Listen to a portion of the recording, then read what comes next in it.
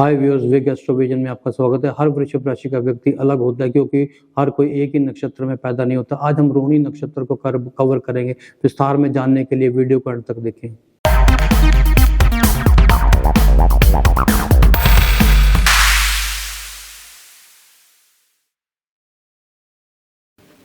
इस नक्षत्र में जन्म लेने वाली व्यक्तियों की पहली दशा चंद्र महादशा होती है। रोहिणी नक्षत्र इसका स्वामी है। भगवान श्री कृष्ण का जन्म इसी नक्षत्र में हुआ था। सफेद रंग उनके लिए शुभ होता है। मोती भी उनके लिए भाग्यशाली माना जाता है। लेकिन कुंडली देखे बिना कोई भी रत्न ना पहनने की सलाह दी जाती है। पृथ्वी से देखने पर रोहिणी नक्षत्र 5 तारों का समूह प्रतीत होता है और बैलगाड़ी जैसा दिखता है। इस नक्षत्र की मूल परिभाषा यह है कि चंद्रमा वृषभ राशि के 10 डिग्री से 23 डिग्री 20 मिनट के अंदर होना चाहिए, तभी कहा जा सकता है कि व्यक्ति रोहिणी नक्षत्र में जन्म हुआ है।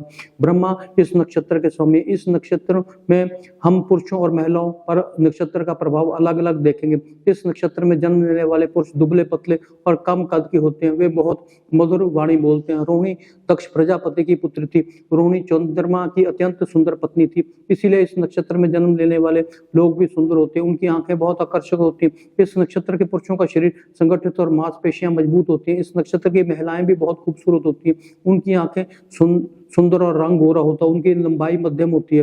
रोहिणी की सुंदरता को देखकर चंद्रमा ने उनसे अब विवाह का प्रस्ताव रखा। यहाँ तक कि उनकी 28 बहनें भी चंद्रमा से शादी करना चाहती थी। उनका विवाह भी चंद्रमा से हुआ, लेकिन चंद्रमा को केवल रोहिणी ही प्रिय थी। इसीलिए वे रोहिणी के साथ समय बिताते थे। लेकिन जब उनकी बहनों को चंद्रमा के खिलाफ शिकायत की तो राजा दक्ष प्रजापति ने चंद्रमा को श्राप दिया। शुक्ल पक्ष में चंद्रमा की वृद्धि होती है और कृष्ण पक्ष में उसकी वृद्धि घटती है। इसीलिए शुक्ल पक्ष में रोहिणी नक्षत्र में जन्म लोगों बहुत प्रसन्न रहते हैं, लेकिन कृष्ण पक्ष में वो दुखी दिखाई देते हैं। वे बहुत भावुक होते हैं और अपने निर्णय हृदय से लेते हैं, मस्तिष्क से नहीं।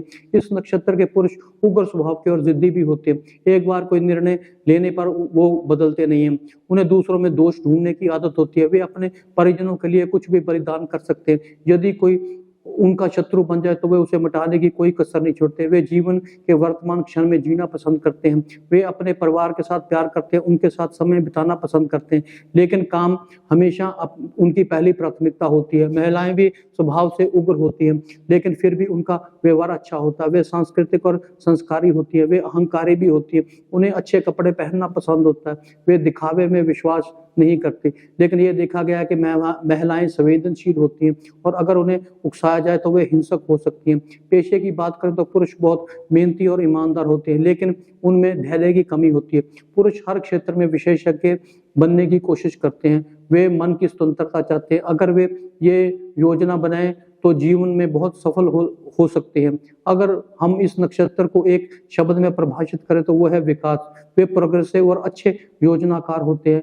वे प्रोग्रेसिव होते हैं और जीवन में प्रगति करते हैं। क्योंकि इस नक्षत्र का वृषभ राशि है, इसका स्वामी शुक्र है, इसीलिए इनके स्वभाव बहुत रचनात्मक होते हैं। यदि इनके नक्षत्र पर अच्छे ग्रहों की दृष्टि हो तो उनमें शिखर तक पहुंचने की क्षमता होती है। दूध, रसायन, यांत्रिक कार्य करना या किसी भी ऐसे व्यवसाय में जिसमें श्रम की आवश्यकता हो, वे बहुत सफल होते हैं। शुरुआती वर्षों में उनकी वृद्धि धीमी होती है, इसीलिए वे निराश होते हैं। 18 से 36 वर्ष की आयु के बीच में उनके जीवन में कई बाधाओं का सामना करना पड़ता है। 36 वर्ष की आयु के बाद उनका जीवन सुगम हो जाता है और वे 38 से 50 वर्ष की आयु के बीच का समय उनके जीवन का सर्वोत्तम उपयोग करते हैं। ये हर किसी के लिए अलग अलग होता है, लेकिन ये एक सामान्य ज्योतिषीय भविष्यवाणी है। वे 65 वर्ष से 75 वर्ष की आयु के बीच उनका जीवन आनंदमय होता है। इनका ध्यान अपनी प्रगति की ओर केंद्रित रहता है। उन्हें सफलता देरी से मिलती है, लेकिन जब वे सफल होते हैं तो लोग उनसे ईर्ष्या करते हैं।